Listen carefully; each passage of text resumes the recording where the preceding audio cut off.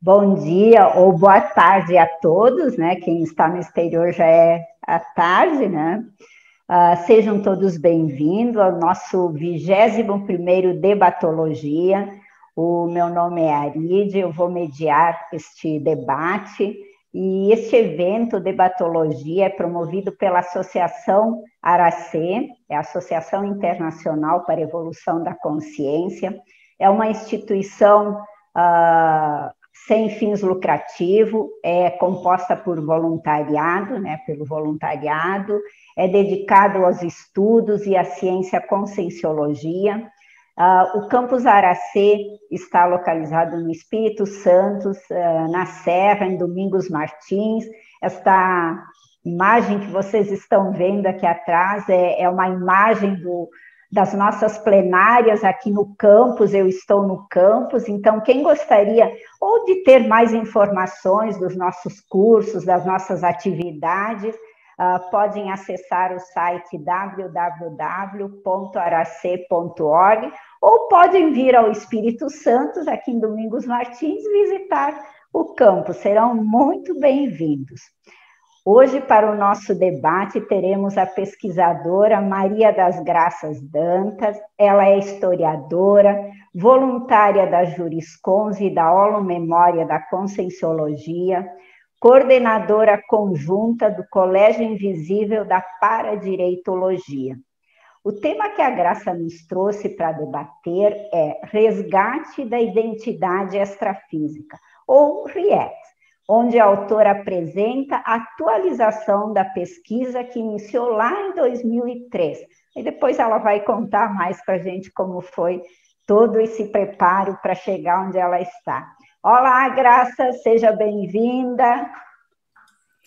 Bom dia, Aride, bom dia a todos e todas presentes. É uma satisfação muito grande voltar a ser na condição de pesquisadora e apresentadora de pesquisa. Eu já tive essa experiência no primeiro congresso de serenologia, foi uma experiência muito boa, eu estava presente aí nessas plenárias, foi muito bacana, porque foi presencial, e agora eu tenho a oportunidade de online estar no campo da Aracê, né?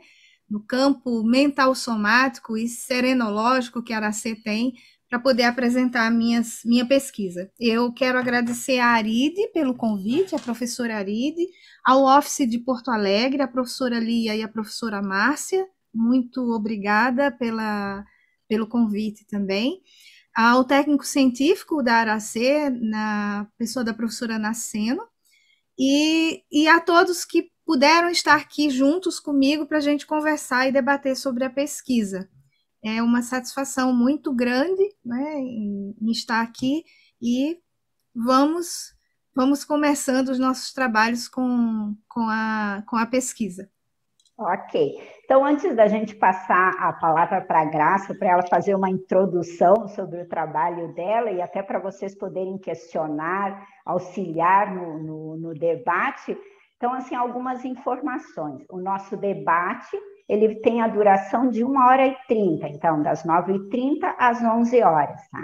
Quanto aos microfones, eu solicito que vocês mantenham fechados, até para não interferir na conversa, assim, no debate com a palestrante. No entanto, se vocês quiserem fazer perguntas para a debatedora, para a professora Graça, podem abrir o microfone ou também vocês podem fazer pelo chat. Fiquem à vontade quanto a isso. Quanto às câmeras, se vocês quiserem deixar aberta, também sintam-se à vontade ou fechada. Fiquem à vontade quanto a isso, tá? Então, as perguntas, como eu disse, podem ser presenciais ou podem ser pelo chat. Então, aproveitem assim para a gente ajudar a Graça a aumentar suas pesquisas e vocês conhecerem um pouquinho da pesquisa dela, tá? Quanto ao texto da Graça, caso alguém não tenha recebido pelo WhatsApp ou não abriu o site, será disponibilizado no chat, que as nossas colegas já estão disponibilizando. Você pode ir dando uma lida e fazendo as pesquisas, as perguntas para a professora Graça. O objetivo deste debate é ajudar a palestrante a ampliar a visão de conjunto da sua pesquisa e ampliar nossa visão de conjunto a partir da pesquisa dela. Outro fator importante que eu coloco a vocês, a gente se baseia pelo princípio da descrença, então não acredite em nada que a Graça está expondo aqui, tem as suas próprias experiências, ela está trazendo a dela, né? Então, vamos lá. E posto isto, né, passo a palavra à professora Graça e pergunto, professora Graça, o que a levou a fazer esta pesquisa? Por que pesquisar sobre esse assunto e qual o objetivo desta sua pesquisa para introduzir o pessoal no debate? Então, Aride, como historiadora, eu vou dar o processo histórico sintético, mas eu não posso me furtar a isso, né? A autopesquisa sobre resgate da identidade extrafísica, ela foi sendo consolidada a partir de uma retomada que eu fiz de investigação da minha ProEx, em 2003, iniciada em 1996, com reflexões que eu fiz sobre intermissividade para a pedagogia. Porque em 1996, eu sou do Siridó, né, do Rio Grande do Norte, da região do Siridó, eu nasci em Caicó, e eu fui conhecer a Conscienciologia em Natal, na época o IPC lá de Natal. E lá eu comecei a fazer a sequência dos P's, que naquele tempo era P1, P2, P3 e P4, né? E ali eu comecei a me perguntar por que eu lidava tanto com a área da educação. Mesmo sendo historiadora, mas eu tinha essa identidade, essa afinidade muito grande com a educação. Então, eu falei, bom, eu tenho que pesquisar sobre curso intermissivo, porque me interessava, e sobre parapedagogia, que era a terminologia da época, né, na década de 90, até chegar agora que a gente tem como parapedagogiologia, né? E nisso eu falei, eu preciso entender sobre isso. E eu tenho uma abordagem comigo que eu nunca me interessei muito quem eu fui na vida passada. O meu interesse é o que é que eu vim fazer aqui.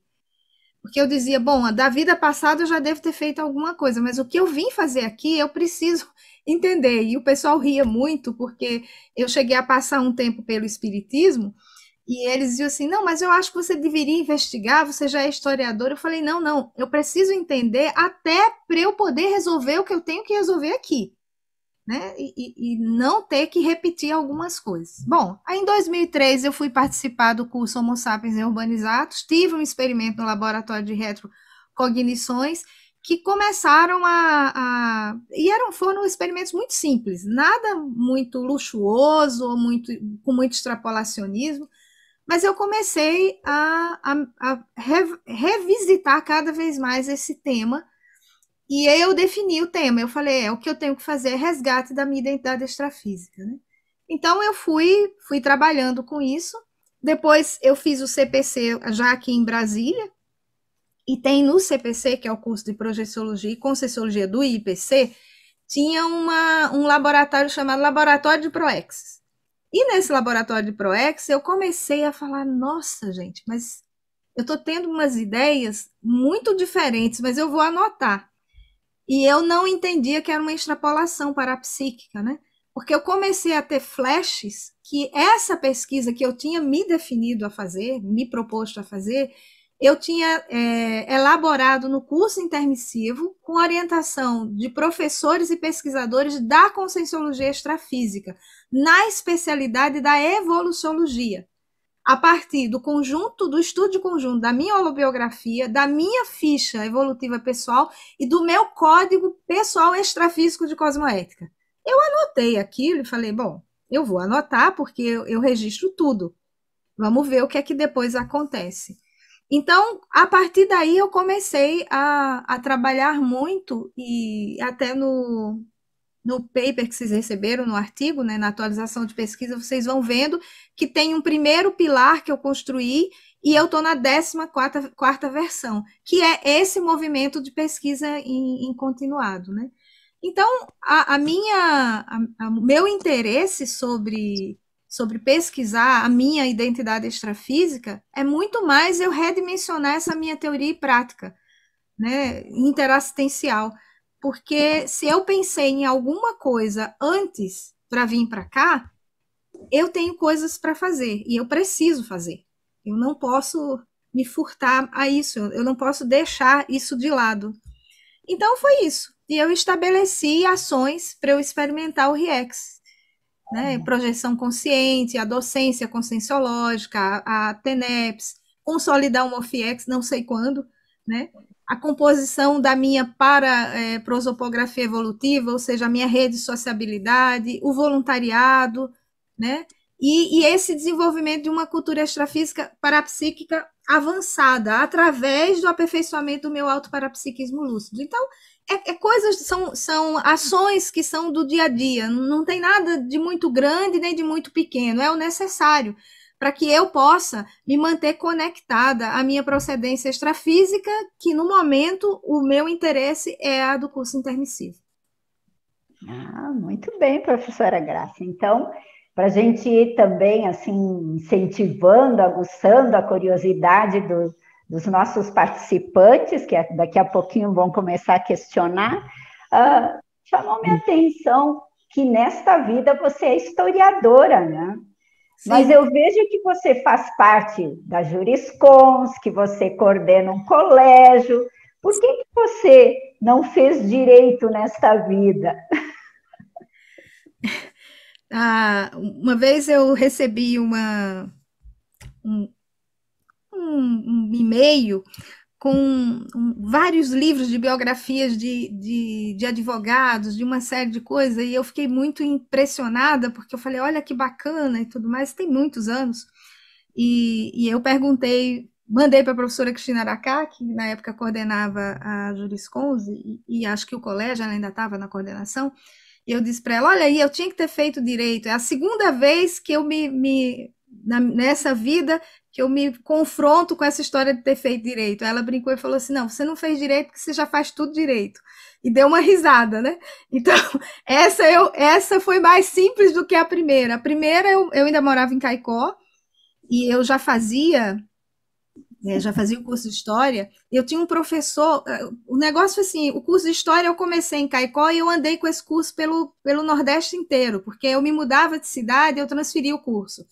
Quando eu voltava para outra cidade, o curso não podia ser transferido, aí eu tinha que fazer outro vestibular, eu fazia para História novamente. Eu fui fazendo vários vestibulares para História. Mas numa dessas idas e vindas, né, eu tinha um professor que eu conversava muito com ele, e ele tinha sido meu professor quando eu iniciei o curso de História na UFRN, era o professor Roldão, e hoje ele é dessomado, hoje ele é consex, ele é juiz de Direito, e ele dizia assim para mim, você deveria fazer Direito. Eu dizia, mas professor, esse negócio não dá muito certo. Não, mas eu acho que você tem que fazer Direito. Ele era historiador também, né? Ele dizia, você vai ser uma excelente advogada historiadora, ou uma historiadora advogada. E eu falei para ele, tá, então eu vou fazer. É um pedido seu, eu vou fazer. Eu tenho muita consideração com ele. E eu lembro que eu me preparei e fui fazer um vestibular em Campina Grande para Direito. Falei, bom, já que eu vou fazer Direito, deixa eu ir para a Paraíba, porque a Paraíba eu tenho uma certa afinidade, eu não vou fazer aqui no Rio Grande do Norte. E quando eu cheguei no dia da prova, se você me perguntasse quanto era 2 mais 2, eu não saberia dizer que era 4, porque eu não entendia nada daquela prova. Eu olhava para aquilo, falava, gente, mas como eu estudei para isso, né? Eu não entendia nada, nada. Era uma coisa assim que eu brinquei que eu zerei a prova porque eu tirei 0 mesmo, né? 0. E quando eu voltei, vou prestar contas para o meu professor, eu falei para ele, olha, eu fiz a prova, mas foi muito ruim. Que prova difícil. Eu não entendia, não, mas e a redação? A redação eu escrevi alguma coisa lá, mas você tem certeza? Absoluta. Ele olhou para mim e falou assim, não, então não é Direito que você tem que fazer, não. Você tem que ser mesmo a historiadora. Porque você não tem esse perfil de não saber dessas coisas que qualquer estudante de ensino médio sabe. Eu falei, eu também concordo, e isso me chamou muita atenção. Então, eu acho melhor eu ficar na História. E aí eu fiquei na História. Mas o que é que me chama a atenção no Paradireito, principalmente, desde que eu conheci? Me chama a atenção o uso do Paradireito na História, de como eu posso aplicar o Paradireito na História. Então, isso eu falei, vai ver que era isso que ele via. Ele só não conhecia o Paradireito. mas ele devia ter algum tipo de entendimento ou de leitura da minha prática, porque ele já conhecia o trabalho que eu fazia também, o meu trabalho profissional, que ele falava assim, ela consegue aplicar, então talvez para ela fosse muito interessante. Então, o para-direito, ele serve para mim, para eu poder compreender a história, para além do contexto que ela tem intrafísico, da para-história. E isso, para mim, é muito importante.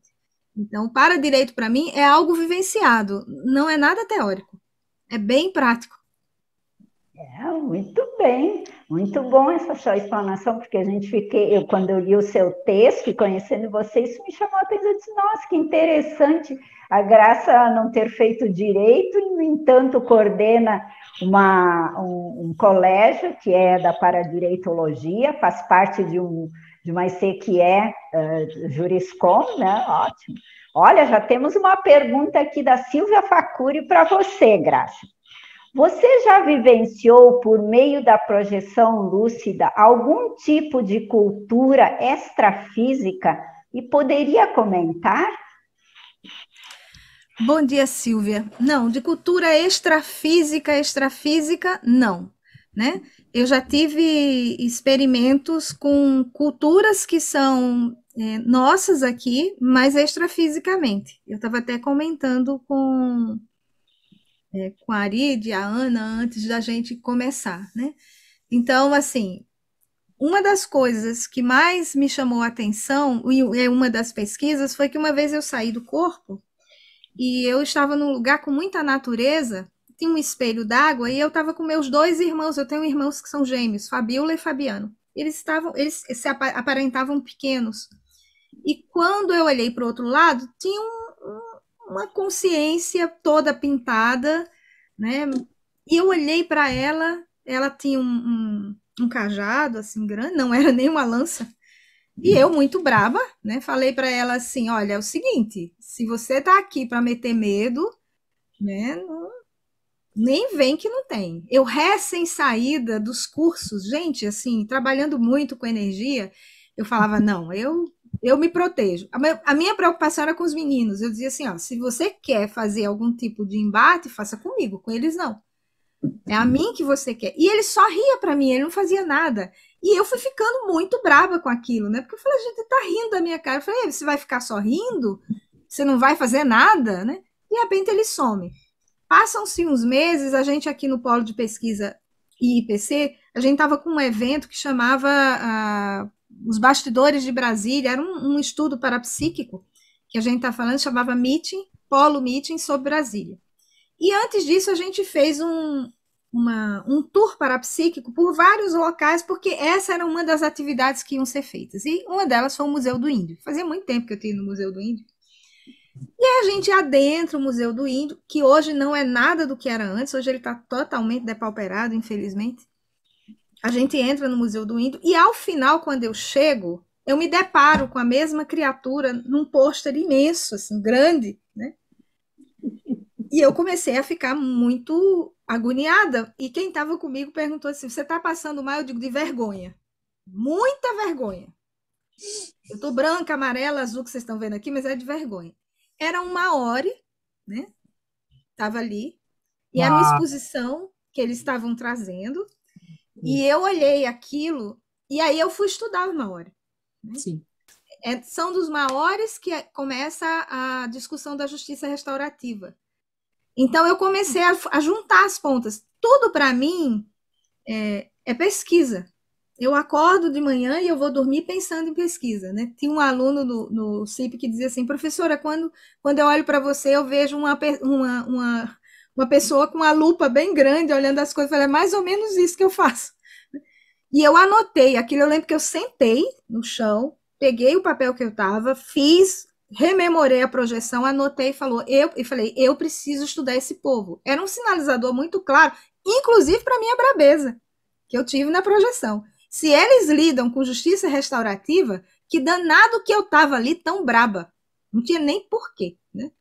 Bom, isso foi uma projeção. E uma outra não foi projeção, foi intrafisicamente.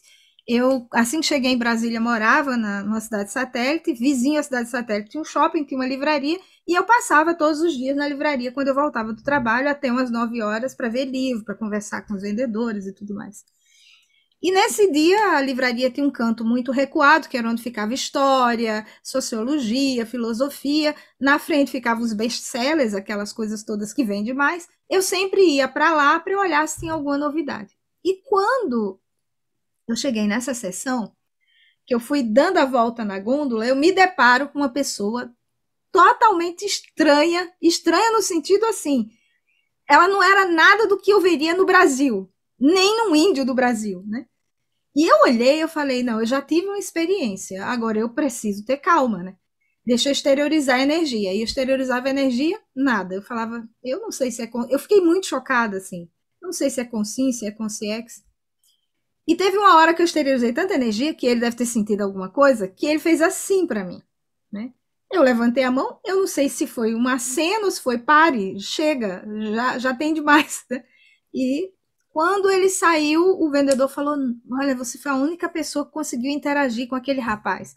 Era um aborígene, ele era australiano, era um aborígene, e eu ainda fiz a pergunta, mas era uma pessoa mesmo, né? Era gente, viva. Era gente viva. Ele estava literalmente vestido, né, como um aborígene, assim. E aí eu anotei, me sentei na mesinha, pedi uma caneta e um papel para eles. Eu falei, né, me dá um papel da livraria, porque eu quero deixar registrado aqui. Anotei e fui em casa. Quando cheguei em casa, fui entrar na internet para ver, estava tendo um encontro internacional de povos originários e tudo mais. No outro dia eu fui atrás, bom. Então, nesse sentido de culturas, não, extrafisicamente. Mas no pilar, quando eu coloco cultura extrafísica, eu falo em 3 momentos de auto-para-jurisdição, que são grupos e povos evolutivos, isso independe de ser intra ou extrafísico, da auto-para-legislação, que é a minha legislação evolutiva, e da auto-para-jurisprudência, que para mim está muito relacionado com um conceito que eu tenho, que é de biblioteca holossomática, que foi algo que eu entendi, né, da biblioteca holossomática. Mas é isso, Silvia. Eu espero que eu tenha respondido. Muito bom, muito bom. Até enquanto pessoal, eu aviso novamente a vocês, como eu não enxergo todos vocês, vocês queiram falar ou perguntar alguma coisa para a Graça, como eu não estou vendo vocês, só coloquem aí no chat que vocês gostariam ou de perguntar ou façam a sua pergunta aí, tá bem? Enquanto o pessoal não pergunta, Graça, vamos continuando nessa linha que eu acho bem interessante, gostaria que você falasse um pouquinho da importância, da seriedade que é a autopesquisa, que é a TENEPS, que são as projeções lúcidas, que é o nosso dia a dia. Como funciona isso que você falou, que você faz pesquisa diária? Como funciona isso? De que forma você realmente faz essa pesquisa diária, essa autopesquisa, sendo ela através de TENEPS, através das interrelações, através das projeções lúcidas? Quais as técnicas que você utiliza? Bom, uma técnica que eu utilizo muito, que eu penso que é a técnica básica para quem é pesquisador, seja da conscienciologia, seja de outra linha de conhecimento, é registro, né? Então, eu tenho sempre cadernos de registro. Eu tenho um caderno, esse caderno aqui, eu comprei 10 unidades desse caderno. Esse caderno, por que eu comprei? É uma questão, para mim, de organização. Esse caderno é um caderno que eu chamo nas dobras do dia. A professora Malo tem uma frase que ela diz que ela coloca a multidimensionalidade nas dobras do dia e não nas sobras. Essa frase dela sempre me chamou muita atenção. E eu falei, pois eu vou criar um caderno nas dobras do dia. Pedi licença a ela, ela deu uma risada, né? Falou assim, faça experimento e depois escreve um artigo, que eu acho que vai sair um artigo bom. Eu tenho até que fazer esse artigo depois. E esse caderno é um caderno... Por que eu digo que eu comprei 10 ou 12 exemplares? Para eu saber localizar nos meus arquivos. Então, eu sei que se eu pego um caderno desse, eu sei que está ali as dobras do dia. E eu vou fazendo anotações. Então, eu anoto, por exemplo, aqui, né? Tem uma anotação. Aqui são os meses. Então, eu coloco o que, quando, as perguntas e a síntese. Esse é um método. Então, qualquer ideia que eu tenha, qualquer coisa que aparece, que não é muito, digamos assim, cotidiana, que não é tão usual, eu anoto aí. Qualquer ideia que seja usual e que me diz alguma coisa da pesquisa, eu também anoto. Outra técnica que eu uso é o pilar. O pilar, a gente teve um curso de formação de pesquisador aqui em Brasília, na época do Polo, nós fizemos 2 cursos, e de lá para cá eu tenho atualizado o meu pilar. E aí tem uma coisa que para mim é muito importante, que chama-se acesso à pesquisa. Eu sempre procurei deixar todos os meus materiais uma cópia física, porque eu me perguntava, se eu for para algum lugar que eu não consiga ter acesso à internet, eu gostaria que as pessoas pegassem. Então, esse é um primeiro caderno com os pilares. Vocês vão ver, tem todas vendo todas os pilares que eu fui fazendo. Eu fui colando aqui, né? Sexta proposta. Esse caderninho aqui, ele é até 8ª, né? Aí o outro, que é um caderno mais novo, mas do mesmo modelo, os cadernos japoneses, do mesmo modelo, também estão aqui. Essa é a última, né?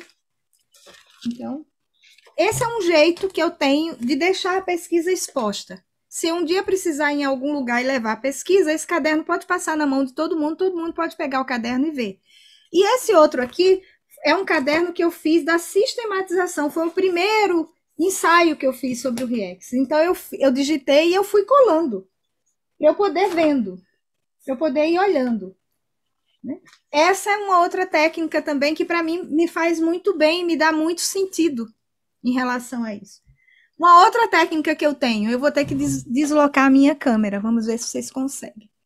Isso daqui é o meu local de trabalho. Então aqui fica a proposta do RIEX, ela fica olhando para mim. Aqui tem um texto das dificuldades recíprocas, que para mim é muito interessante porque eu pesquiso isso. Aqui está o meu código pessoal de cosmoética e aqui está o que eu tenho que fazer, que é assim e desassim do circuito corono-fronto chakra, em função de que se eu trabalho muito com a mental somatologia, ou seja, se eu trabalho o tempo inteiro, é isso que eu tenho que fazer além do trabalho com as energias. Isso me chama muito a atenção. Então, esse é um outro jeito. A pesquisa, ela está olhando para mim. Esse pilar, ele me dá o meu megafoco. Se eu recebo algum tipo de convite para entrar em alguma coisa, eu olho para ele e pergunto, tá aqui dentro? Não, não tá. Eu falo, olha, é o seguinte, e eu explico por quê. No atual momento, eu estou desenvolvendo uma pesquisa, ela é isso, e esse convite não cabe. Mas eu conheço alguém que pode fazer isso com vocês, e eu geralmente indico uma pessoa. Nesse sentido, é muito importante para mim. Então, essas são técnicas que eu vou utilizando. E além de pergunta, além de leitura, além de uma coisa que eu tenho que eu acho muito bonito e bacana, que se chama uma pasta base. Essa pasta base tem tudo que é base para a pesquisa do RIEX. Então, os verbetes que o professor Valdo, quando eu fui apresentar para ele, falou assim, estuda esses verbetes. O primeiro texto, anotações. Essa é uma pasta base que eu não largo de jeito nenhum. Ela está aqui, tá? Tudo eu coloco aqui. Então, fica ali naqueles caixotinhos, ó. Fonte das pesquisas em andamento é um caixotinho, o outro caixotinho é texto das pesquisas. Eles estão ali, eles ficam perto de mim. Então, eu penso que essa instalação de campo, ela é muito propícia. Todo bom pesquisador precisa ter isso, precisa ter um canto onde ele possa instalar um campo que as pesquisas conversem com eles. É um pouco isso, Arid. Outra coisa, pesquisa não se faz do dia para a noite, né? Essa é algo que a gente tem que pensar. Então, era uma das coisas que mais me impressionava, era alguém que chegava para mim com um tema de pesquisa, quando eu ia orientar pesquisa, e depois de um ano era outra pesquisa. Eu falava, então essa pesquisa derivou... Não, aquela já acabou. Eu pensava, como já acabou? Mas você já resolveu todos aqueles problemas? Não, eu fiz um artigo. Não, o artigo é o começo, é a hora que você transpõe para o papel e você começa a pensar, porque a escrita, ela media isso, ela media a experiência e media o seu pensamento. Então, era muito isso, em termos de trabalho. São coisas básicas, mas exige continuidade, exige perseverança, exige que você fique atento que você faça, você anote suas sinaléticas parapsíquicas pesquisísticas. Não é nada muito difícil, contanto que você lembre, ela está nas dobras do dia, ela não está nas sobras, é nas dobras, é no dia, no acontecimento que ela aparece. É por isso que a gente ressoma, né? Porque senão a gente ficava lá, não precisava de nada. E lá a gente ia fazendo as pesquisas que a gente quisesse, além do que a gente podia conversar com quem a gente quisesse. Não, a gente está aqui para isso, para ir aplicando isso. É Nossa, isso. muito, muito bacana essa sua explanação, porque às vezes as pessoas vêm e acham que uma pesquisa é feita de um dia para o outro. E eu concordo com você sobre isso. Você começa com um assunto e ele vai se interligando, ele não tem o seu fim, ele vai interligando com outros assuntos que têm a ver com a pesquisa. Na realidade, é um conjunto que a gente vai juntando e fazendo a sua pesquisa, e ela envolve as interrelações, como você disse, tem o seu ambiente propício, mas ela envolve interrelações, né? E Graça, a Ana pode fazer a pergunta para a Graça. Oi, bom dia, professora Graça. Muito bom ter você aqui com a gente no Debatologia. E adorei saber desses seus métodos de registro. Como boa historiadora, né, junta a questão de historiadora, que é necessário o registro, né, importantíssimo para a memória, e como pesquisadora e autopesquisadora da Conscienciologia, muito legal. E em relação ao pilar da RIEX, né, ou do RIEX, né, já que é resgate, aí, então, eu gostei muito do pilar, ele faz pensar, e, pelo visto vai ter muitos anos aí pela frente ainda para, né, explorar tudo isso, mas me chamou muita atenção ali na primeira linha, quando você traz o início, que é o teleguiado, né?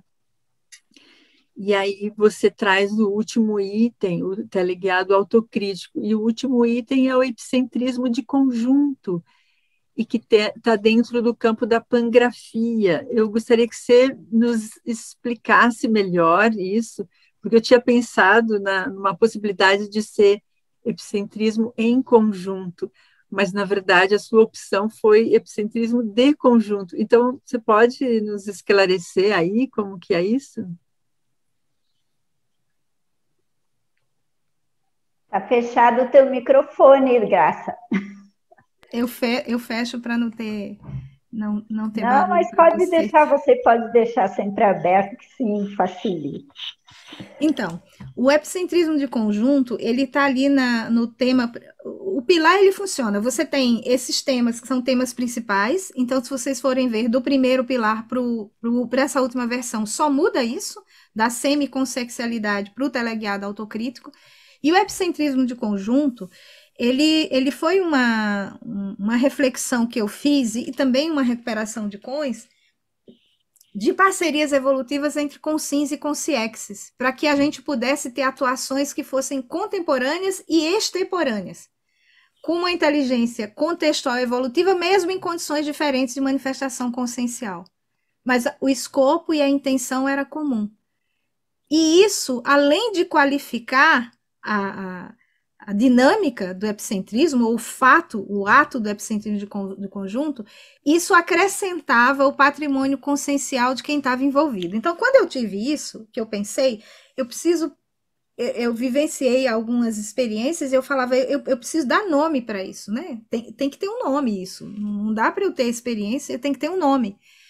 E o nome, quando apareceu a figura da teoria dos conjuntos, que você tem várias bolinhas e aparece uma interseção no meio. Falou, é isso. Eu falei, então isso é epicentrismo de conjunto. A gente se junta num determinado momento, né? Com uma intenção comum, você trabalha junto, depois aquilo sai. Mas existe um acréscimo de patrimônio consciencial para quem está envolvido. Existe, e ao meu ver isso é bem claro, porque das últimas vezes que eu tive experiência de epicentrismo de conjunto, foi aí que eu consegui dar nome para outra coisa, que é a cronoevoluciologia do paradireito. Foi exatamente isso. Foi juntar pessoas afins, então tinha amparador extrafísico meu, da situação, da pessoa, e outro que estava regendo tudo. E foram feitos acertos. E todo mundo saiu com algum acréscimo.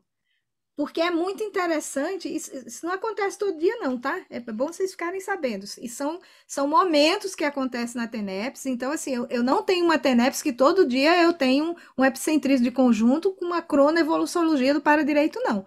São experiências que eu vivencio e que eu anoto e que eu compreendo que aquilo dali me trouxe um acréscimo. E esse acréscimo, e por isso que é cronoevoluciologia, eu falei, bom, então aquilo que aquela consciência me falou uma vez, eu estou experimentando agora.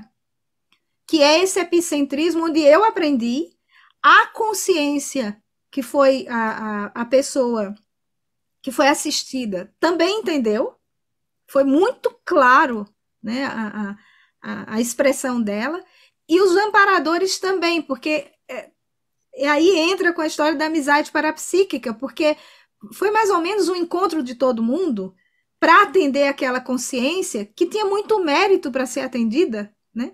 E que todo mundo saiu de lá levando uma lição daquilo ali. Tinha uma lição aprendida. Não só eu, não só ela, mas os outros também. Então, esse epicentrismo de conjunto proporciona isso.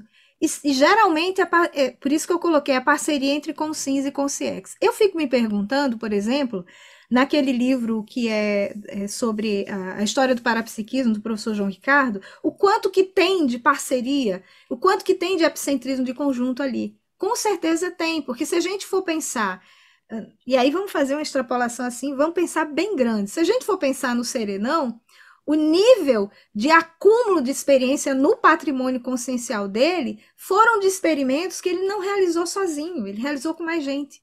É óbvio que ele tem um mérito. Ele tem um patrimônio singular dele, mas a interação é quem traz isso para a gente. Então, eu sou muito afeita à discussão da amizade parapsíquica, que foi o artigo que eu apresentei na Aracê, na Semana de Serenologia, que foi presencial. Porque, para mim, é muito interessante. Ela é mais do que amizade evolutiva para mim. É muito mais. Ali eu posso ter amigos evolutivos, mas eu posso ter amizades parapsíquicas que vão inaugurar outras amizades. Eu tenho certeza que aquele experimento que eu tive na TENEPS, eu encontrei mais um amigo ali. Um dos amparadores que estava lá, ele possivelmente eu vou ter mais alguma coisa de contato com ele. Então, essa rede de sociabilidade que a gente vai criando, interassistencial, é muito interessante. Porque foi o que a Consciex falou para mim. Procure trabalhar sempre na horizontalidade.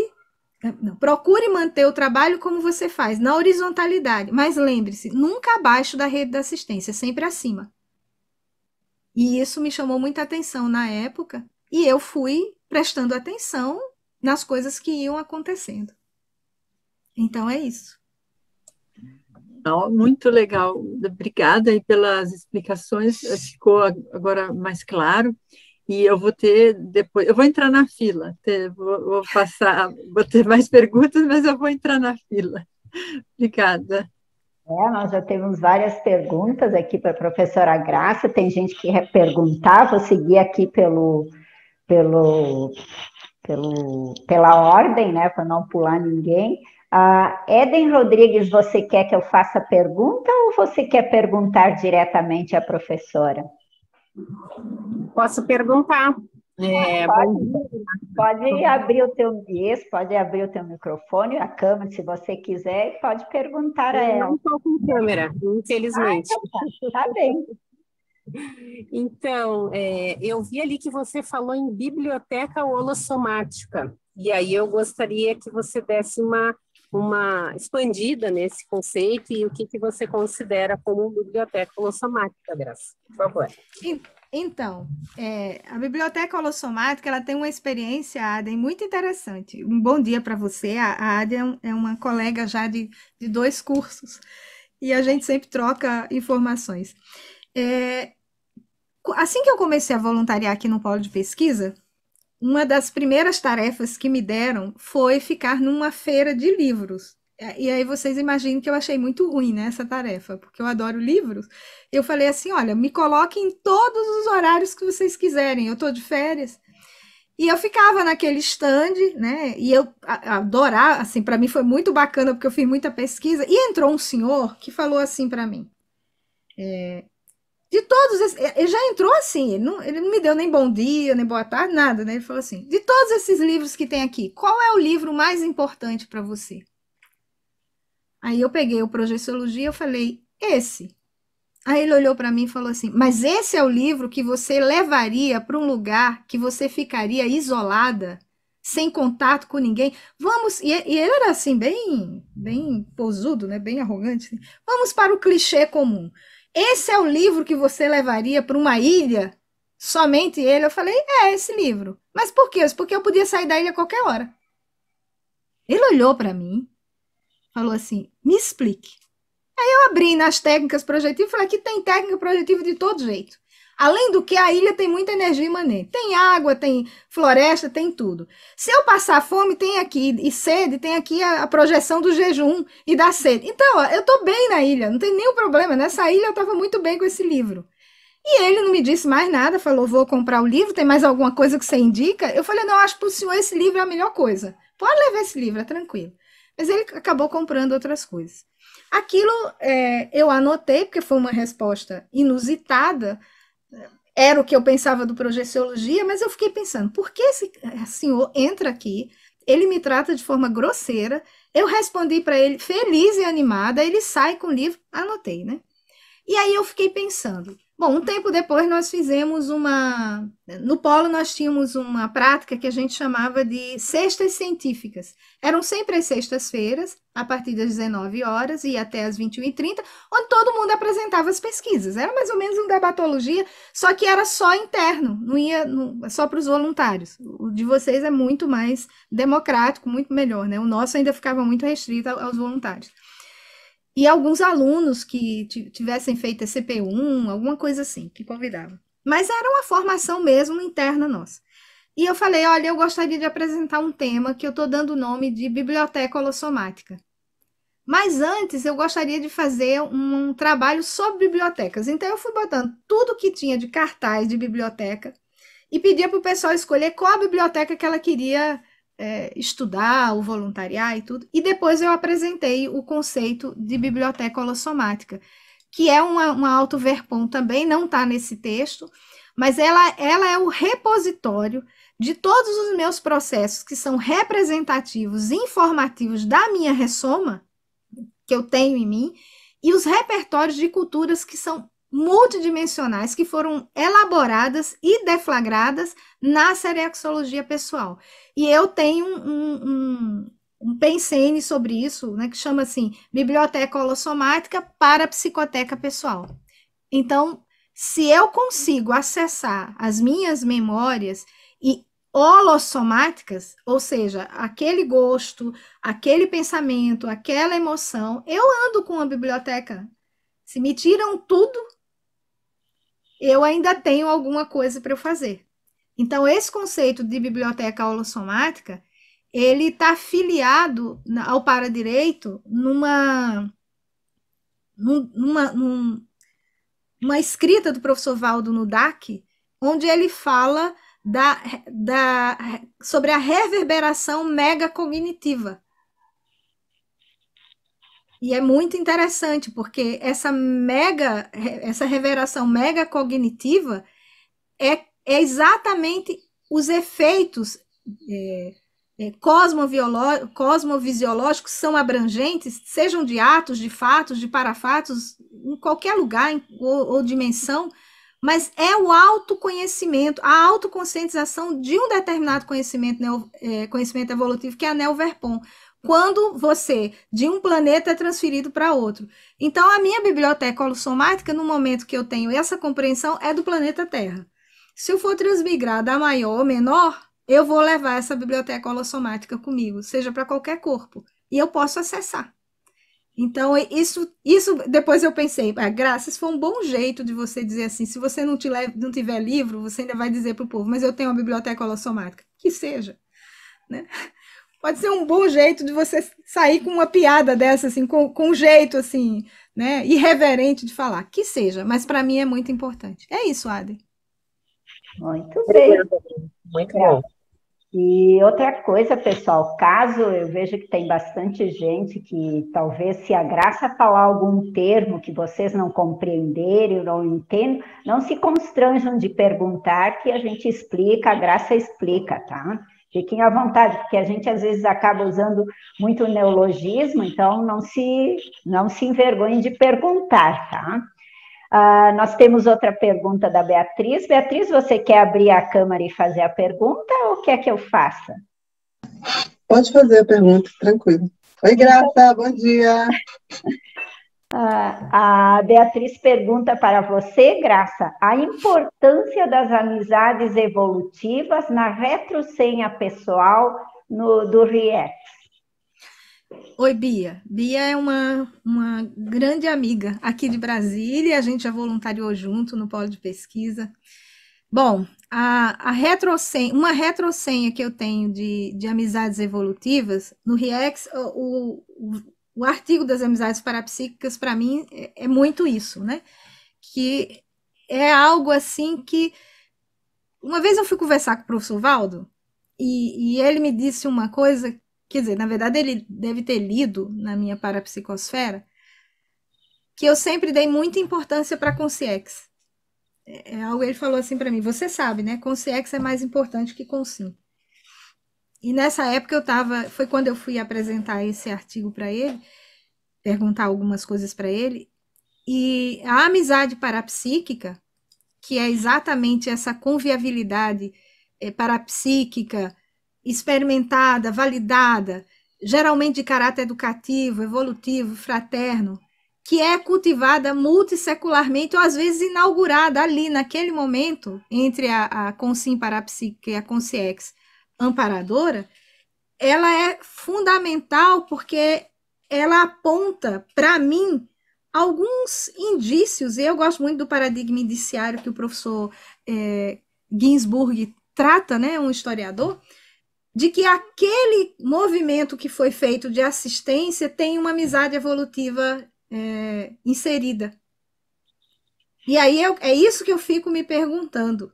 Quando existe algum atendimento, principalmente na TENEPS, ou às vezes de e-mail, ou de mensagem, ou de orientação de pesquisa, que eu vejo que aquilo é muito manifesto e que eu sinto a sinalética muito clara do amparador ali, ou às vezes de alguma personalidade extrafísica, eu falo, eu tenho que prestar atenção, porque aqui tem uma amizade evolutiva, seja com a Consciex, seja com a Consim.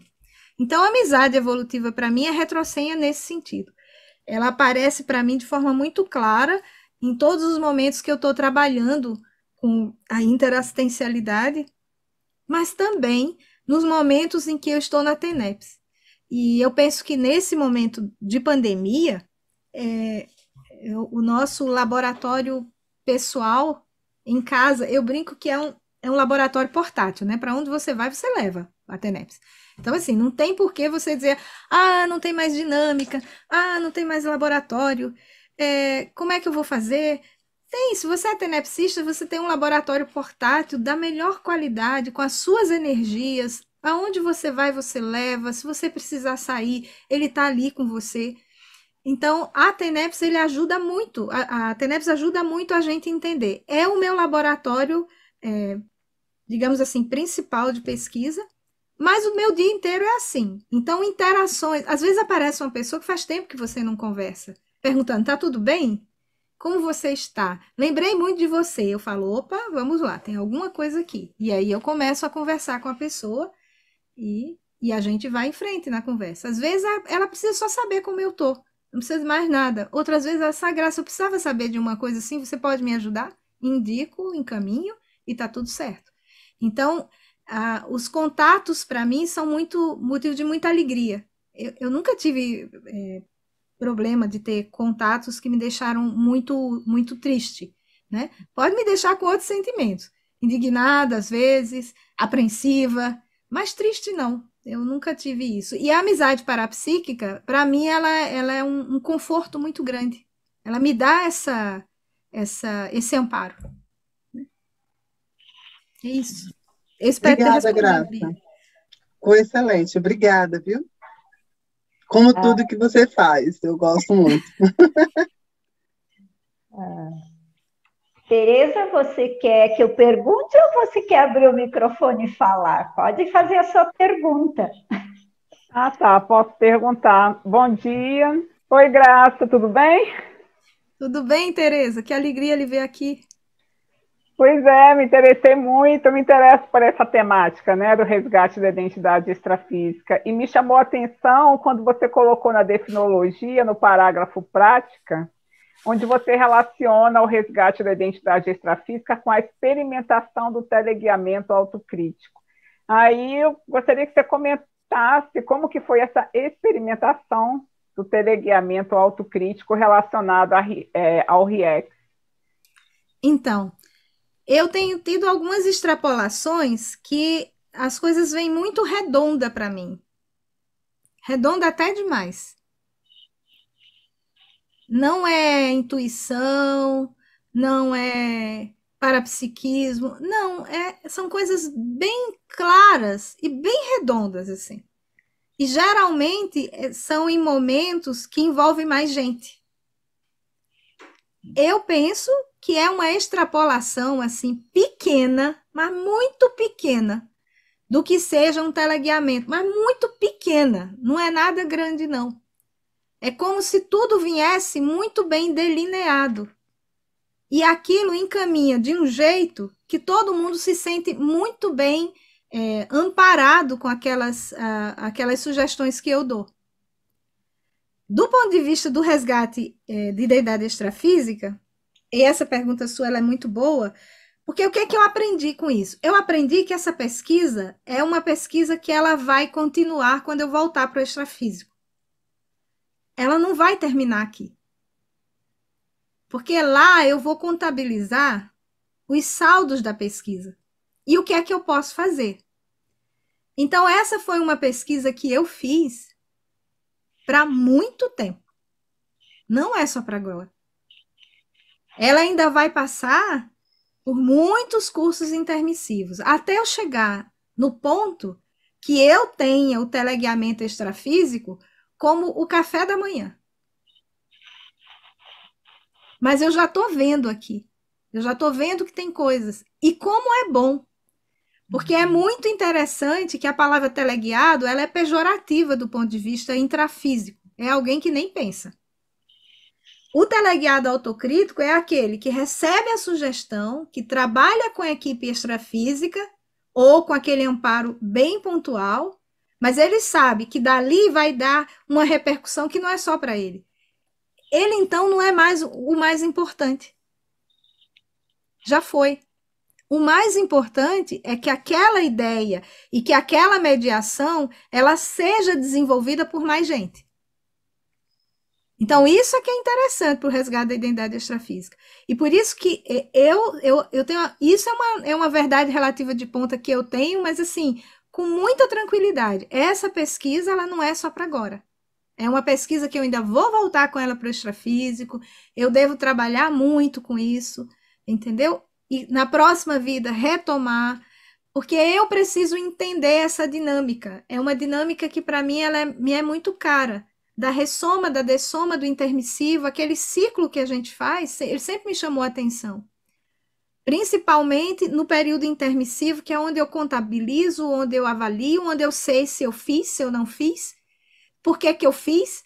Por que que eu deixei de fazer? Por que que daquilo ali extrapolou? Então, assim, um dos instrumentos que eu não falei quando a professora Aride me perguntou sobre o processo de pesquisa, que eu uso muito, chama-se texto auxiliar.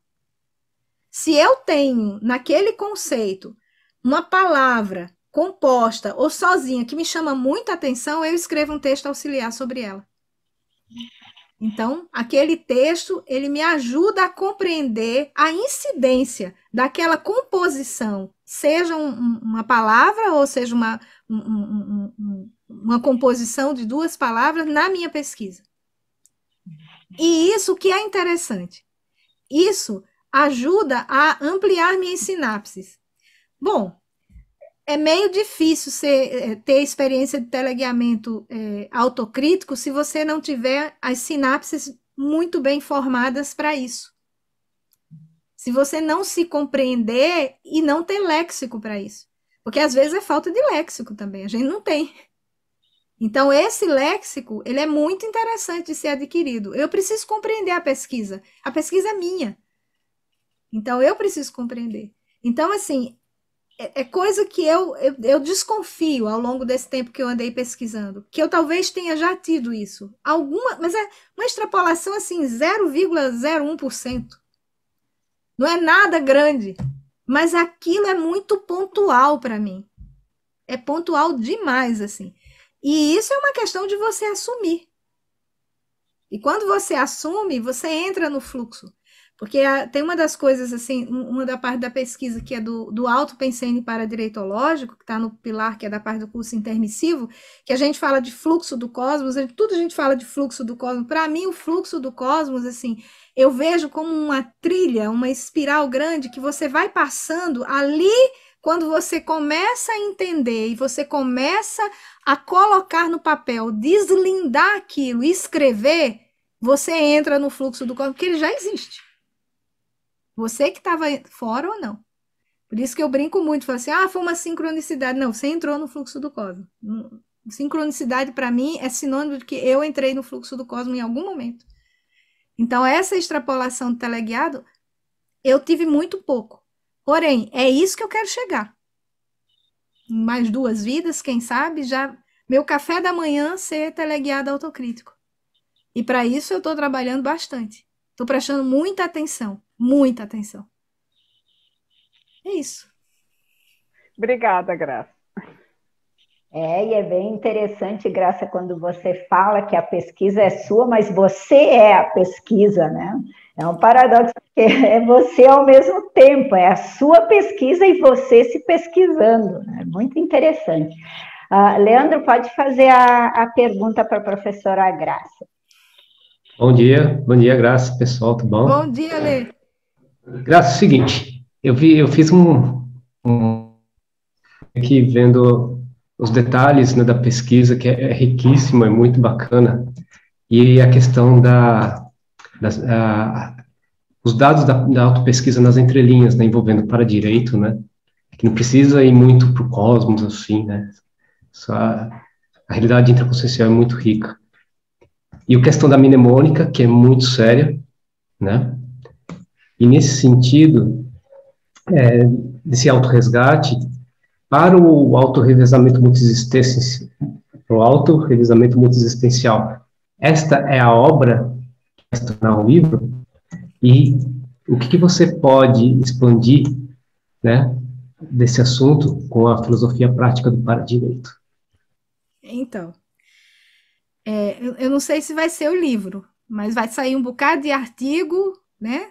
Eu lembro de uma vez eu dando uma palestra no Polo e tinha um senhor, esse homem nunca mais apareceu, inclusive até eu sei do nome dele, porque eu vi na lista de presentes, chamava-se Getúlio. E ele assistiu a palestra, ele era, você olhava para ele parecia uma figura saindo da década de 40. Ele usava suspensórios, mangas de camisa até aqui, né? Todo arrumado assim, sentou. Quando terminou a palestra, todo mundo saiu. Ele veio onde eu estava e falou: professora Graça, quando é que você vai escrever o seu livro? E eu olhei para ele e eu tomei um susto. Eu falei: eu nunca pensei nisso.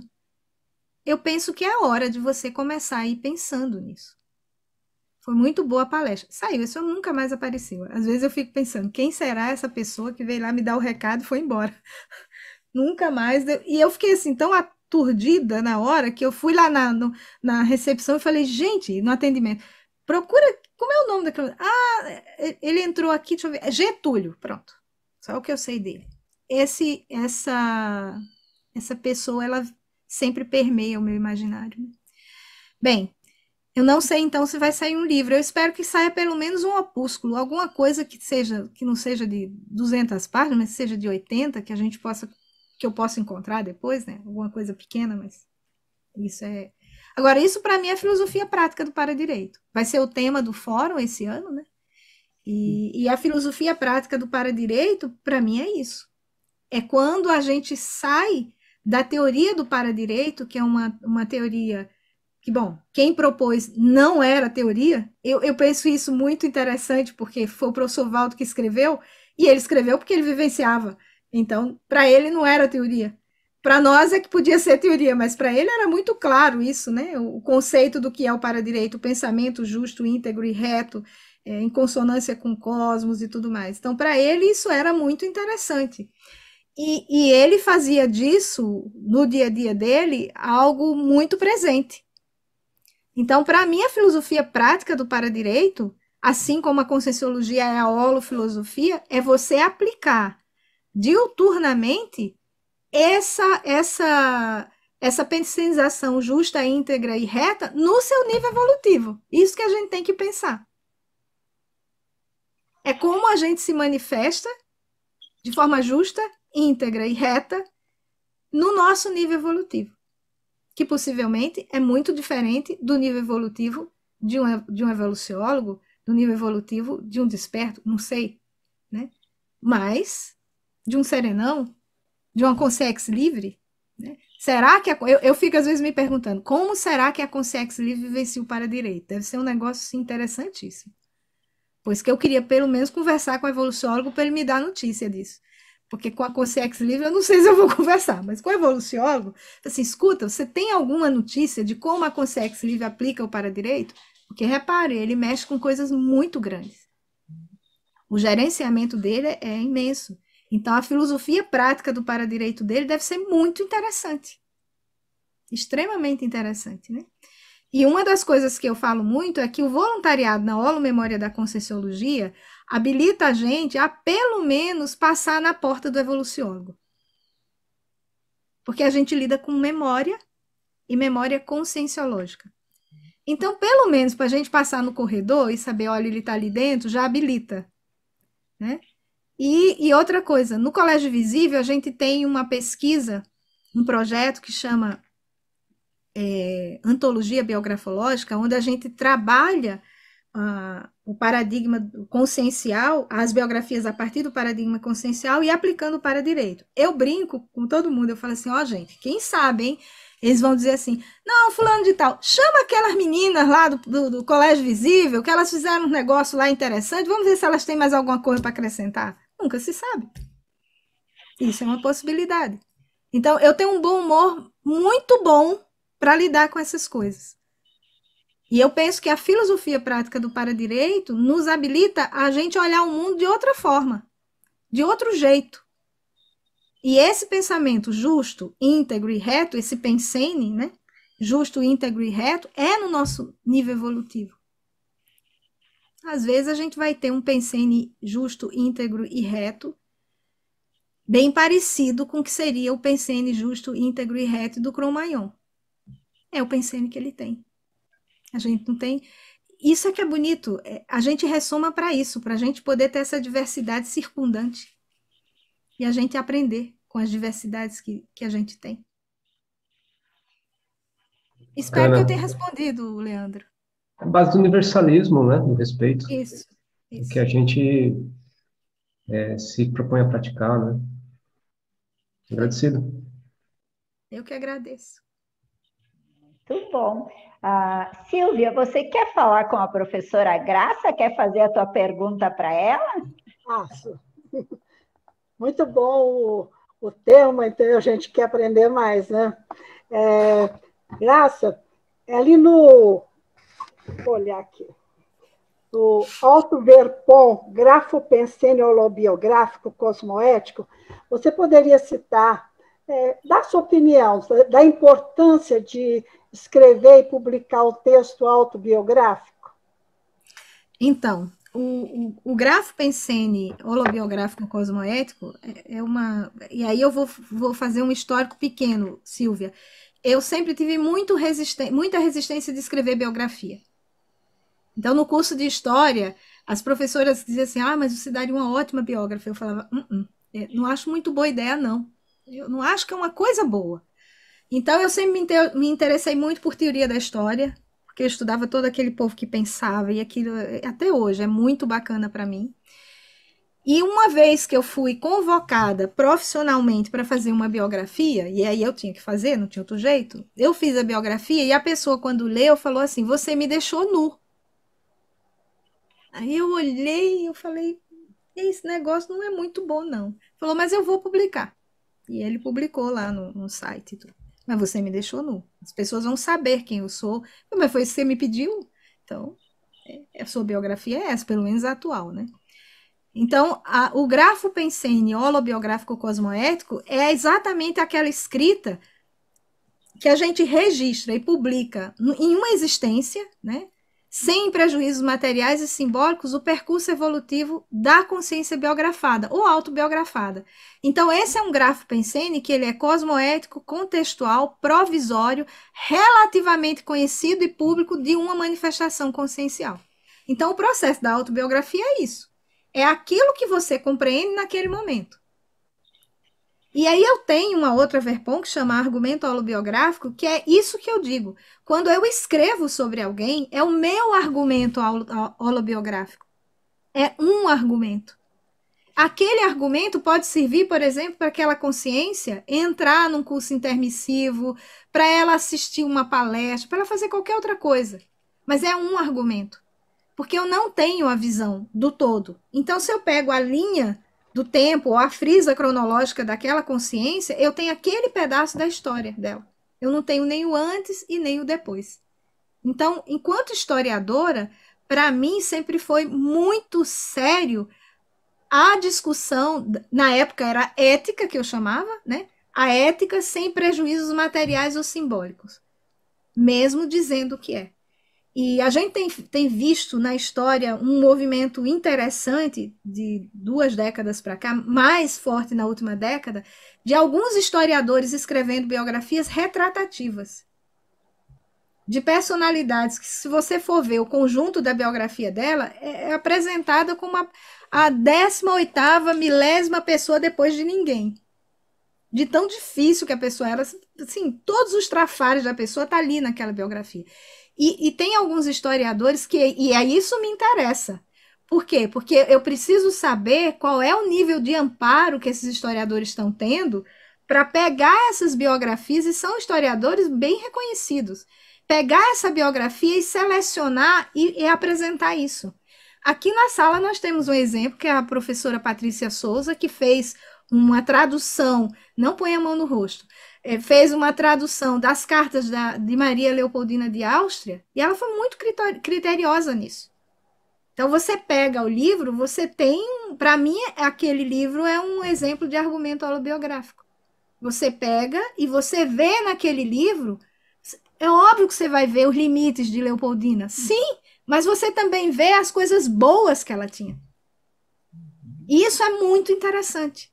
Né? Esse é um livro que hoje é esgotado, de tão bem feito que foi, de tão procurado que foi. E a professora Patrícia que organizou. Então, você vai vendo.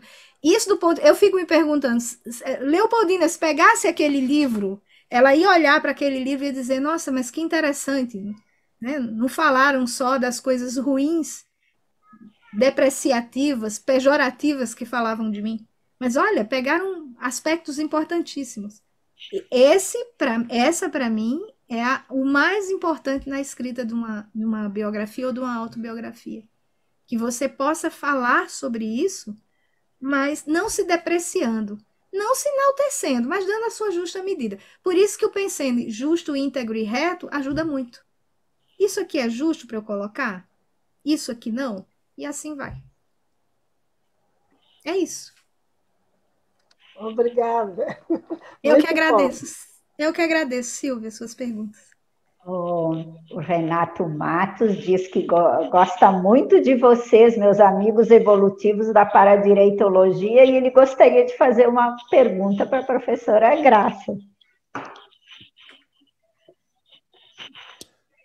Bom dia, professora Graça. O comentário é da Renata Matos, Aride. Bom dia, Aride, tudo bom? E a pergunta é do Renato, mas tudo bem. Hoje, Logo em sequência. eu olhei em sequência, eu olhei os dois aqui, não vi. A Renata realmente faz o comentário que gosta muito dos amigos evolutivos da Paradireitologia, e aí o Renato é que vai fazer a pergunta. É isso. Mas vamos lá. Bom dia, professora Graça.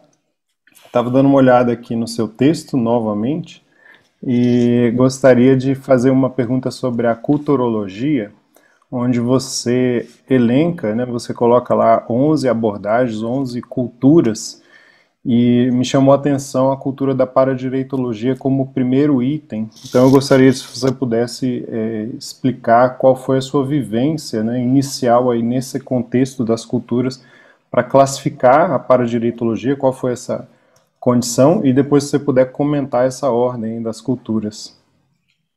Então, eu quando coloquei as culturas, eu tenho um outro texto, esse aqui porque a gente tinha que ter uma síntese, né? Mas em ordem de reconhecimento proaxiológico, a cultura da paradireitologia, que é a cultura que pesquisa a autolucidez, os princípios, né, o autodiscernimento, a conduta cosmoética, o estado mundial, né, as normas, princípios e paraleis, né, as pensenizações justas, íntegras e retas, o fluxo do cosmos, a vivência para a vivência da megafraternidade, eu coloco de início em função do autopensene paradireitológico, que eu coloco lá pilar onde tem curso intermissivo, que fala sobre cosmoconscientização multidimensional e fluxo do cosmos. Em termos de aproximação proexológica, o resgate da identidade extrafísica, para mim, é um paradireito meu. Isso é muito claro. Eu tenho o paradireito de fazer uma pesquisa dessa. E eu tenho algumas lembranças de conversas com uma consciex, pelo menos duas estão muito claras na minha cabeça, que eram relacionadas à minha ressoma, e eu dizia para ela, bom, mas existe algum jeito de eu voltar aqui, pelo menos temporariamente, para poder ver vocês e conversar? Sim, existe uma coisa chamada projeção da consciência. Esse é um paradireito seu. Então, você pode voltar ao extrafísico. Esse eu penso que foi uma cláusula discutida exaustivamente e o checkmate foi esse que eles me deram. Não existe. Então, assim, não tem por que você pensar se vai ressomar, se não vai, se você tem que vir para cá. Não existe, né? E nesse sentido, o resgate da identidade extrafísica, eu tive uma experiência num curso de campo em que eu tive 15 minutos, todo mundo ri, diz que eu tenho que escrever um artigo, chama 15 minutos de conversa com consciex pesquisadoras. Porque foram 15 minutos eu perguntando e elas respondendo e a gente dialogando, né? E chegou uma hora que eu falei assim, eu sinto muita falta desse tipo de conversa. E pensenicamente eu falei assim, mas isso não é uma queixa. Eu já fiz isso. E aí eles falaram para mim, não se preocupe. Quando você começa a se concentrar muito, quando você começa a trabalhar muito, a gente se aproxima. Então não se esqueça disso. E eu percebo isso, né? Então, eu saber da minha identidade extrafísica, que não é a identidade extra, é por isso que tem lá bem claro que não é identidade extra, mas da minha identidade extrafísica, daquilo que eu tive de vivência, de conversa, de pesquisa, de entendimento, né? Para eu ser consim. A professora Elisa, que está aqui também, que a gente coordena junto o Colégio Visível do Paradireito, quando eu apresentei as autoverpões, ela me perguntou assim, qual seria o aprendizado que você teria dessa vida com o resgate da identidade extrafísica? E eu respondi, ser consim. Ser consim. Não estar, ser.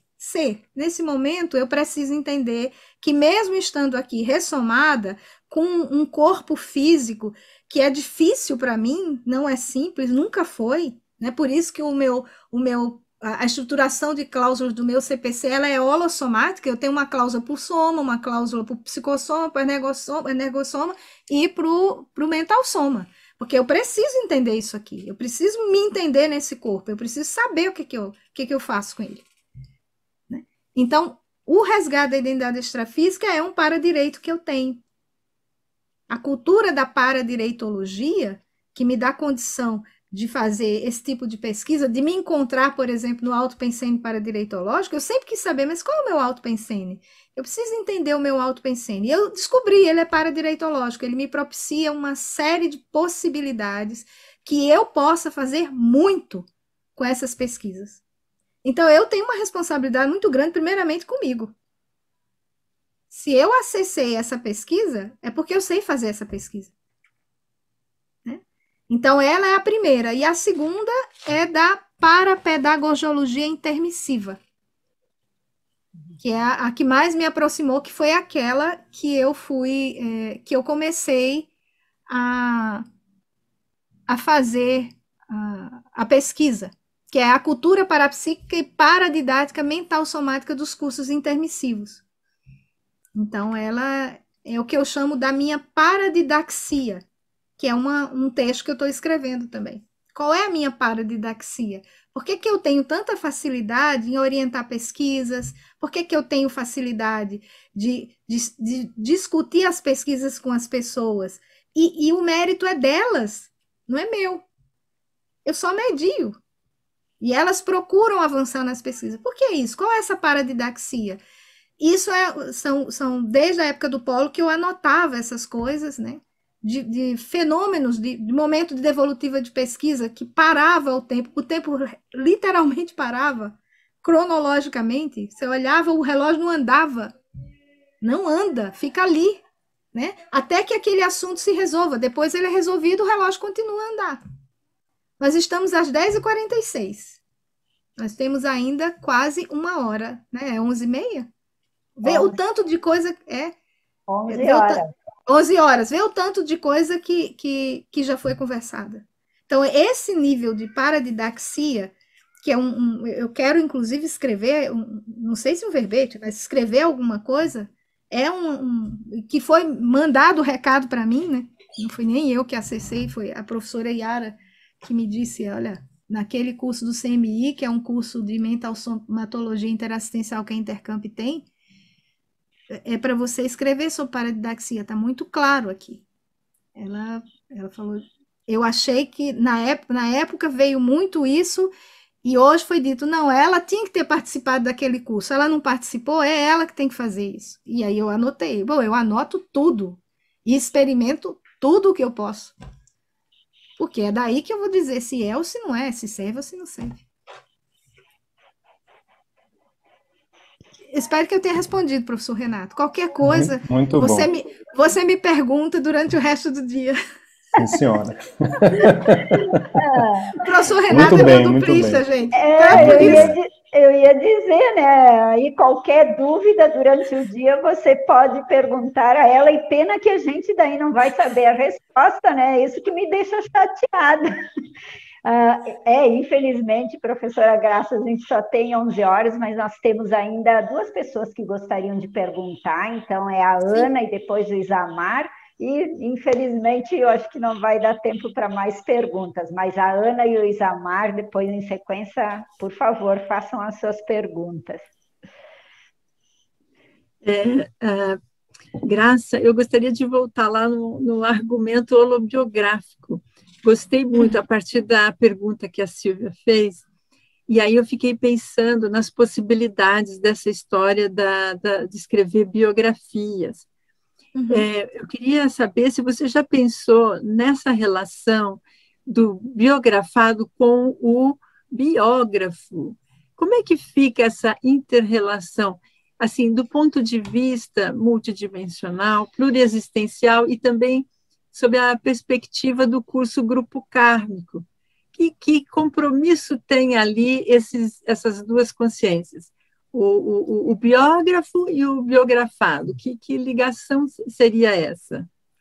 Então, no Colégio Visível, a gente tem uma série de discussões em relação a isso, a gente conversa muito sobre isso, principalmente quando quando alguém quer biografar, quer escrever sobre, né, alguma personalidade, tem algumas perguntas que a gente sugere que a pessoa faça, né? Então, qual o seu interesse, se você tem, né? Quais são as afinidades que você tem? essas relações, eu costumo falar, e todo mundo ri quando eu falo, eu digo assim, olha, um jeito bom de você saber se aquele biografado é o biografado que você quer conversar com ele, pergunte se você faria um longo almoço com ele. Eu tenho perguntas que daria almoço, jantar, lanche, café da manhã, entendeu? Pro biografado.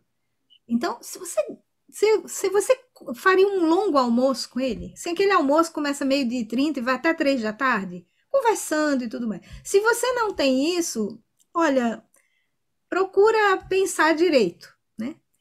Porque existem algumas fases, né? Existe aquela fase que você descobre o biografado, você acha ele o máximo, você se apaixona por ele é o cara, ela é a mulher mais incrível que eu já conheci. Aí vem a segunda fase que você diz assim, mas eu tô vendo umas coisas aqui muito estranhas. Vem a terceira fase que você fala assim, não é possível. Não acredito que ele fez isso, ou que ela fez isso. E aí a gente percebe que nessas 3 fases existe muito o processo de você se projetar no biografado.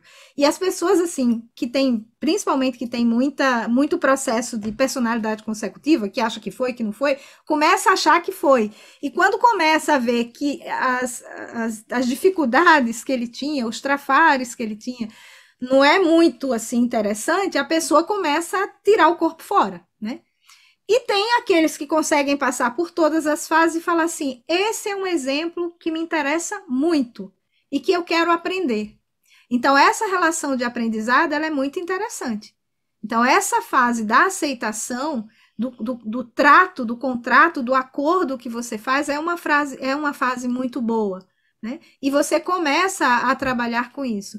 Então, o argumento holobiográfico, que é essa elucidação histórico-biográfica, que é fundamentada não só na paradireitologia, mas na cosmoética e na parahistoriologia, vai pesquisar as experiências evolutivas que sejam de consciência públicas ou parapúblicas, né? Porque o que a gente tem é consciência pública, na maioria das vezes, mas a gente tem umas que já são parapúblicas. Então, aparece, por exemplo, gente que já teve projeção com biografado, gente que já teve algum tipo de flash, na hora de escrever teve informações, então essas são bem mais parapúblicas, né? E que você possa ressaltar e que faça com que essas experiências evolutivas sejam evidências indiciárias a ser constada em processos ressomáticos ou apresentada como credencial e salva-conduto em processos intermissivos. Que eu gosto muito dessas palavras de salvo-conduto. Muitas vezes, aquela consciência, ela precisa de que exista um salvo-conduto para ela poder avançar na trajetória evolutiva. Isso é muito, muito interessante. Então, e aí o grafo Pensene holobiográfico, o grafo Pensene cosmoético ajuda muito o que você está escrevendo. Sem dúvida. Exato. E esse Holopensene, quando ele é cosmoético, com discernimento e usando dessa imparcialidade, trazendo ali os dados mais próximos, realistas do biografado, isso é bacana, porque daí o biógrafo, ele faz isso com uma tentativa maior de isenção, né? Usando do para-direito, do para-dever, equilibrando isso. Isso é muito importante para não criar interprisão, porque às vezes a gente vê uma biografia em que o biógrafo ele carrega muito nos aspectos negativos, e aí quando ele faz isso, ele cria para ele uma interprisão com aquele biografado. É que nem aquela frase que a professora Malo fala, né? Quando a gente tem a aproximação, a afinidade com alguém, você... como é que é? O afeto nos une e o desafeto ata. Né? Era essa frase que eu queria lembrar. Então, se o biógrafo faz esse tipo de postura de querer só ver o negativo, ele está ali, no fim, atando ali um destino com esse biografado. É mais nesse sentido que eu estava caminhando ali de raciocínio. Isso, né? Mas é isso mesmo, é o nível de isenção que a gente tem para que a gente não tenha esses prejuízos materiais ou simbólicos, porque às vezes não é nem material, é muito simbólico para ele. E isso vai criar uma interprisão grande. Mas Bem é bacana, isso. não? Muito bom, obrigada. Muito bom, vou dar, Isamar, então você, por favor, faça a sua pergunta. Vou pedir à professora Graça, infelizmente, daí para ser sucinta na resposta. E é uma pena, eu até vou complementar aqui antes do Isamar fazer a pergunta, Renata, agora é a Renata falando, a Renata Matos, excelente pergunta que o Renato fez. A gente queria ficar aqui o dia todo com a Graça. É verdade, só o Renato vai ter essa possibilidade. Isamar, pode fazer essa pergunta. Olá, tudo bom, Graça? Muito Tudo bacana o teu artigo, né? Eu vou fazer uma pergunta rápida também. Eu queria que você falasse para a gente, assim, sobre o para-dever, essa pensada aqui do Valdo, que deu esse alto verpom aqui do para-dever de holomemória. Eu queria que você falasse um pouquinho sobre isso. Então, existe na história o dever de memória, que é exatamente uma construção muito prática, não teórica. O conceito ele é prático, que é o quanto que você tem que deixar bem claro que aquela memória ela existiu. Então, o para-dever de holomemória que tá aí, que eu coloquei como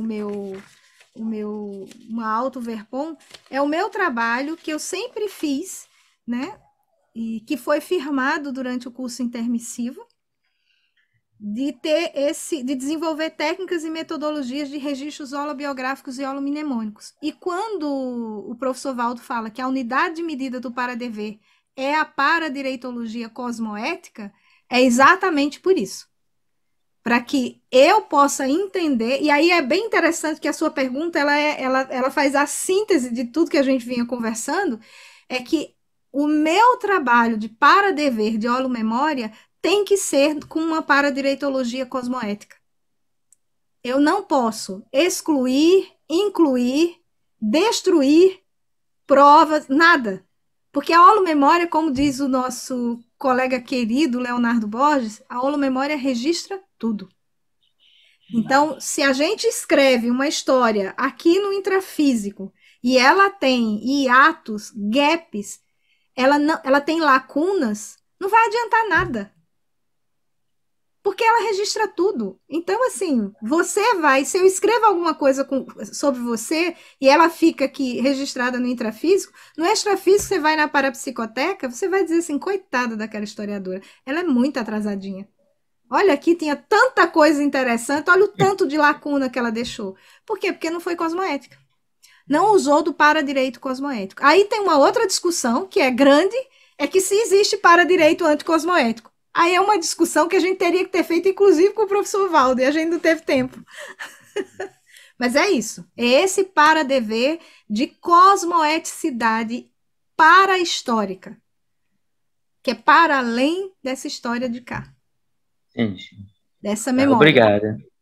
Valeu, Graça. Valeu, obrigado. Eu que agradeço, Isamar. A Eliane Stedley parabeniza você, excelente contribuições. Andréia Teles também parabeniza você, graças à sua autopesquisa apresentada. Hoje foi uma grande oportunidade de aprendizado, agradecemos seu compartilhamento. A Andréia de Cascavel manda um abração aí para você. E a Neide, a Beatriz, o pessoal todo te parabenizando, querendo que você tivesse mais tempo para debater, né, sobre tudo isso. Vamos em frente, né? Então, hoje nós tivemos 42 participantes, 13 perguntas, e agora eu deixo alguns minutinhos para você fazer suas considerações finais, como você se sentiu estando aí, conversando com a gente, debatendo esse assunto. Espero que você venha mais vezes debater com a gente, né? E pode falar. Eu agradeço muito a participação de todos vocês, agradeço o convite, mais uma vez, muito grata ao Office de Porto Alegre, ao Campus Aracê, ao técnico científico. Eu quero agradecer uma pessoa em especial aqui na sala, chama-se Eduarda Dantas, é minha sobrinha, e é uma alegria muito grande de tia poder estar falando com ela poder estar falando para ela também sobre as minhas experiências. Então, Duda, beijo grande, muito obrigada por você estar aqui. Tem uma outra sobrinha que se chama Maria Clara, que também está aqui, que também é uma alegria grande ter as duas aqui. São duas criaturas, duas consciências muito amadas e queridas. Muito obrigada também, Clara. Então, ter essas duas na sala, para mim, essas duas consciências, é uma oportunidade que só a Aracê me deu. Em nenhum momento, nenhuma outra IC me proporcionou. Então, eu sou muito grata a Aracê pela oportunidade. Olha, gente, quando quiserem me convidar outras vezes, eu estou aqui, ó, presente, porque é um ambiente muito, muito, muito bom. Muito, muito bom. Entendeu? Eu fico pensando, como eu disse para a Ana e para a Aride, isso aí nessas plenárias. Deve ter se a gente já sente esse campo aqui, imagine aí. Então, um beijo grande para todos, uns abraços longos de saúde. Se puderem, fiquem em casa, a gente sempre termina dizendo isso, né? Um abraço grande para o Ciridó, muito bem aqui representado por Eduarda e por Clara, os amigos da Intercamp, o meu duplista, os meus colegas da Paradireitologia, né? A minha colega e amiga e irmã Elisa, que coordena comigo o Colégio Invisível da Paradireitologia, e a professora Patrícia Lima, que me deu a oportunidade de dar um exemplo prático de argumento holobiográfico, né? Um abraço grande para o pessoal de Brasília também, Neide e Beatriz, enfim, para todos um grande, grande abraço. Muito obrigada, professora Graça, gente que agradece imensamente você ter aceito este convite, e também a gente deixa o convite para todos que queiram participar do Debatologia, ou que queiram apresentar seus trabalhos no Debatologia, podem entrar em contato com a gente, não precisa esperarem que a gente convide vocês podem se convidar, que serão muito bem-vindos, né, Ana? E é uma pena realmente que a gente vai finalizar. E para finalizar, eu só vou dar então mais 2 recados, 2 convites para vocês. Nós teremos, a Associação Aracê terá no dia 13 de 5, ou 13 de maio, o Diálogos em CAT. O tema deste dia será Autopesquisa nas Interrelações, com Marco Facuri, Liana Francílio, Helena Bandeira e o Hércules Testian. Também queremos convidá-los para o nosso próximo Debatologia, que será no dia 6 de junho, neste mesmo horário, das 9h30 às 11 horas, com o título Acesso Retomnemônico ao Curso Intermissivo, que será com a autora Elaine Solano Lima de Carvalho. Então, estejam convidados e venham prestigiar com a gente.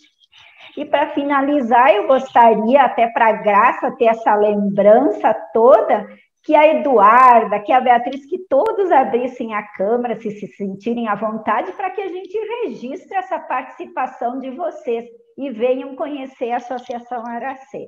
Quando abrirmos o campus, certamente o Debatologia também será aqui presencial, e sintam-se convidados, certo? Então, finalizo deixando um ótimo dia para todos, ou uma ótima noite, uma ótima tarde para quem está em outro país, e muitíssimo obrigada pela participação de vocês. Esperamos vocês no dia 6 de julho. Tchau, gente. Boa semana. Tchau, pessoal. Tchau, tchau.